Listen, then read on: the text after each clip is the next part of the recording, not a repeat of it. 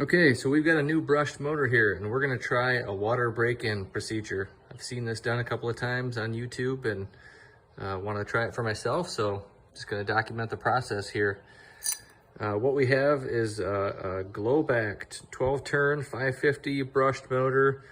It's a 3-pole motor. It's pretty basic. It was cheap. It was about $16.99 on Amazon. I wanted to get it to have a spare for our Traxxas Slash here. Wanted to try to find an equivalent motor that wasn't quite as expensive. I think the 12-turn Titan that comes in the Traxxas Slash is like 37 bucks or something. So I want to try a cheap one, and we'll see how it goes. But I'm going to break this in, and then we're going to put the high-speed gearing in it, and we're going to see what we can get for top speed out of this thing. We just about hit 32 miles an hour with that stock 12-turn Titan motor.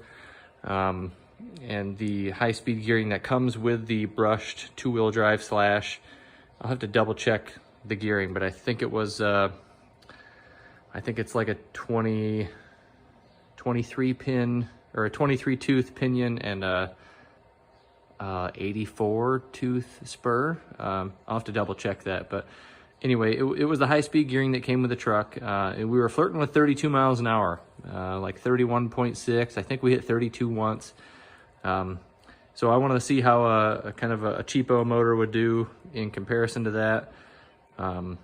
Maybe we'll run it for a while, and we'll do some durability testing too, see how long it. Anyway, so what we need for this test is obviously a fresh motor. And while we're here, let's try to take a look in here.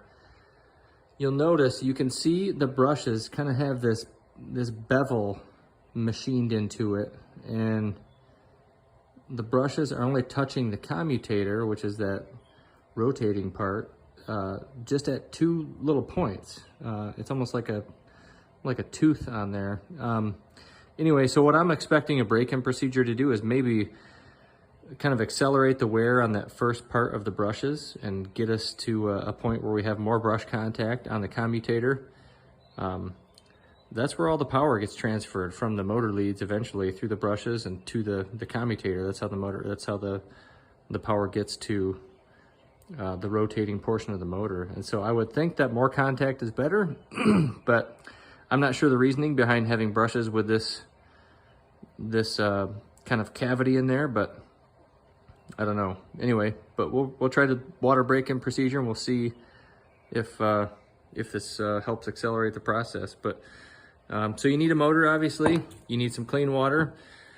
I got a mason jar I'm using here, and I just took a little notch out of the lid for my wires to go through. I'm just going to use the ESC that I've got installed on the truck right now. The only thing I did do is I switched around the channels so that I've got my steering is operating the ESC, and my trigger is operating the steering. Not that you need to hook that up, but just to show you that I've reversed them. And I did that because this Traxxas Top Qualifier radio that comes with the truck, it's kind of a no-frills radio, and it doesn't have a throttle trim. So, but it does have a steering trim. So that's so I can hook our test motor up, our break-in motor, to the ESC leads, and we can use this steering trim to just get the thing running at, I don't know, half speed or so when we drop it in the water. So let's get that set up. Okay, so we've got our motor submerged entirely in water, especially the brushes. We'll make sure those are under there. And it just doesn't seem right putting a motor underwater, but that's what we're doing. And that's gonna work. So our motor leads are hooked up to the ESC. We're gonna use our steering trim to just give this thing a little juice. And there she goes. And we're breaking it in. Hopefully I'm going in the right direction, because I think you might want to break it in the forward direction. But she's running. Okay, so we're gonna let this run like this for 10 minutes. We'll come back in 10 minutes and we'll blow it out, we'll get it dried off, and we'll take a look at the brushes and see how those look. Okay, it's been just over 10 minutes that we've been breaking in this motor.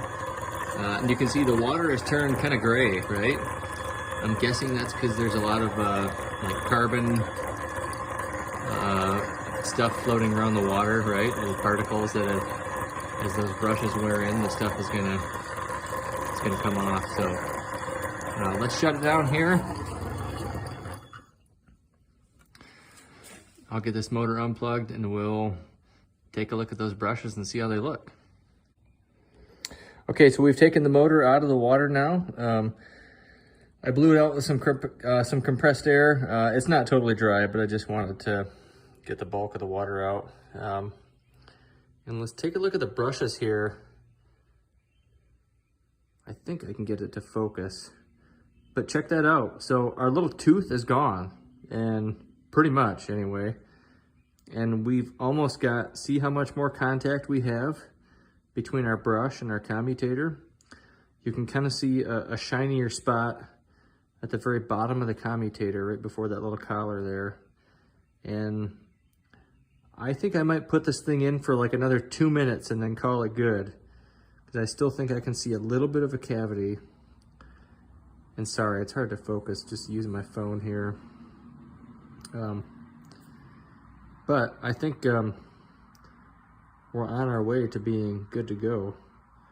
Yeah, see, if I look from this angle, I can still see a little bit of a cavity there between the brush and the commutator. So let's put this back in.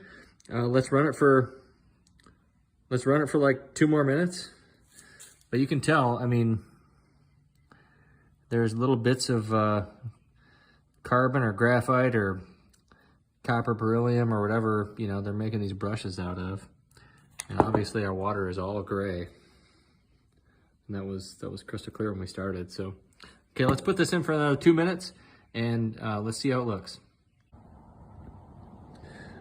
All right, so we ran this motor in the water for another 2 or 3 minutes, and we took it back out. I blew the majority of the water out with compressed air, and you can see the brushes there. I mean, I feel like they're just about all the way broken in to the point where they're kind of got like maximum contact on the commutator, on the rotating part of the motor inside there. If you flip it over from this angle on the left-hand brush, I feel like maybe I can see a little bit of a cavity, but not much. So it's awfully close to being broken in, I think. So we're gonna install this thing in the 2-wheel drive Slash, and we'll put the high-speed gearing in it. We'll do a couple of fast passes here, and we'll see what we can squeeze out of this thing.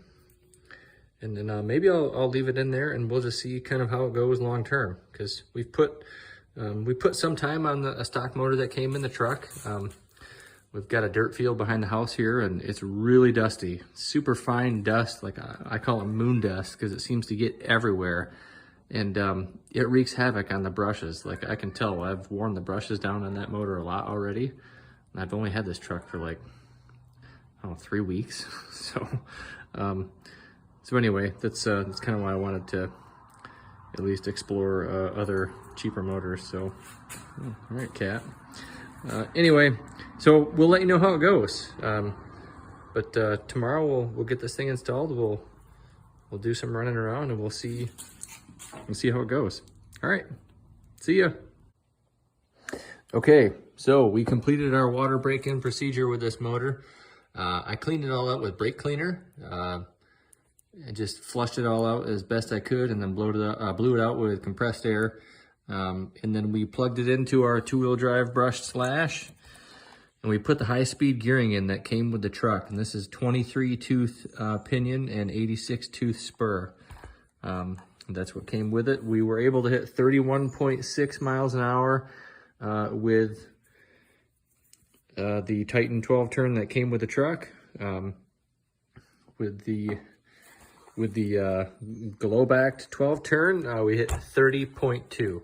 So not quite as fast. But hey, it's about what I expected for a cheaper motor, and I'm gonna leave it in there, and we'll do some racing and bashing this weekend, and we'll see how it holds up. But anyway, so far so good. But I will say it's probably, you know, not quite as high quality motor as the Titan 12 turn that came with the truck. So good job, Traxxas.